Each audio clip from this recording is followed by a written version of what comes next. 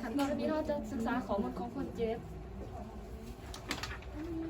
คนเจ็บแมนนี่สิว่า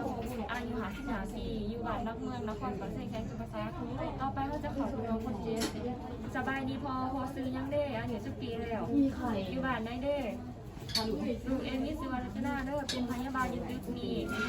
มือนี้ดูในคำสั่งจากคุณหมอมาใส่ออกซิเจนพอเนื่องจากว่าข้อเข็มขุ่นพอออกซิเจนในเลือดพอเป็นตามเลือดเขามีอาการอิดเมื่อยก้อนหนาเด้อลุง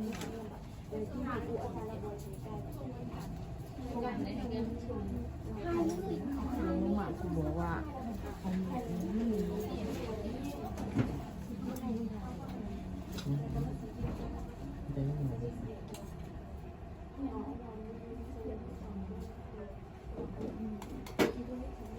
เชื่อว่าดูขึ้นไปคือ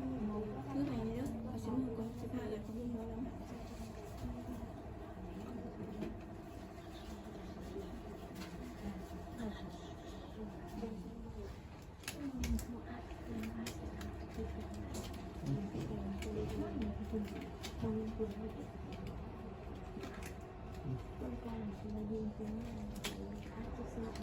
มันจะลอยเลือดอย่างไรเนาะ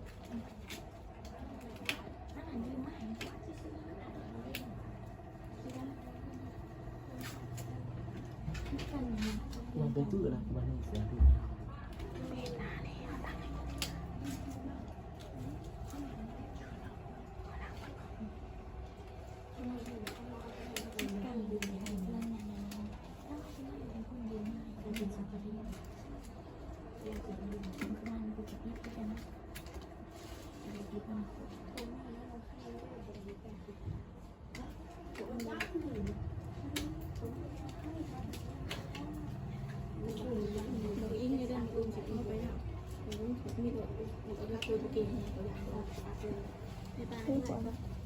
คนตา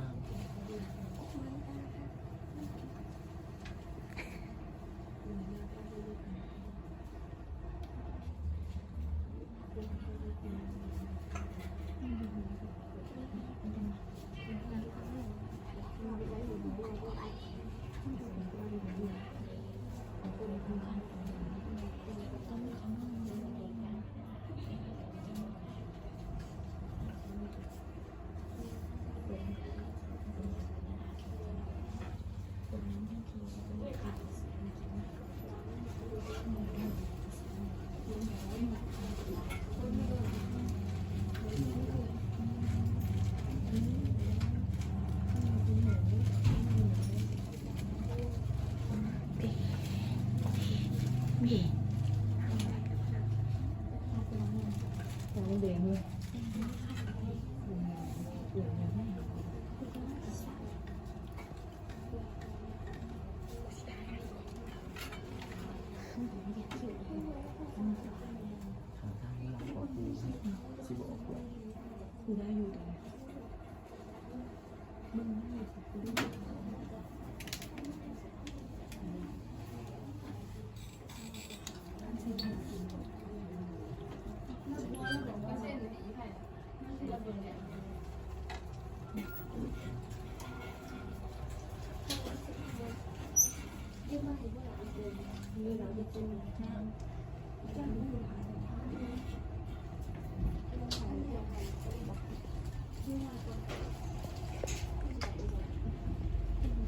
ได้อยู่ตรงนี้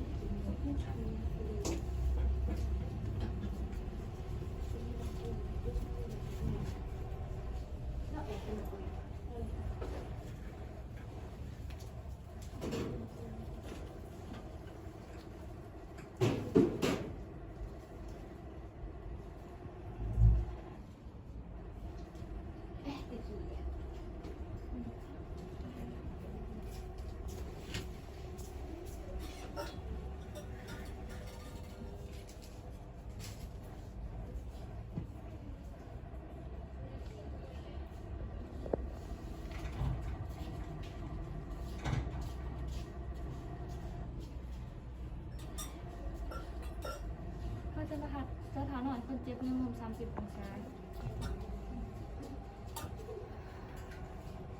ช้อนหยาดด้วยพอเด้อ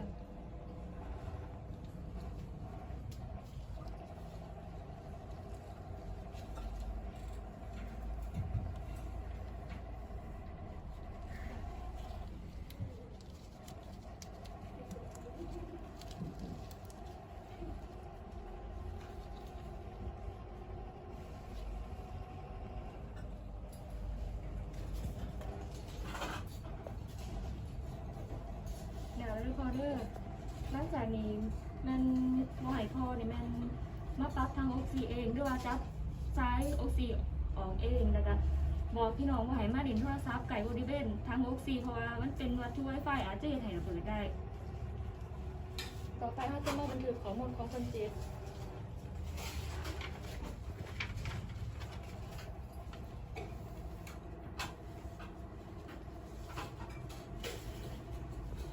ขั้นตอนต่อไปเขาจะมาถอดสายออกซิให้คนเจ็บสบายดีพอมื่อนี้ลูกจะมาถอดสายออกซิให้พ่อเด้อเนื่องจากว่าพ่อมีอาการดีขึ้น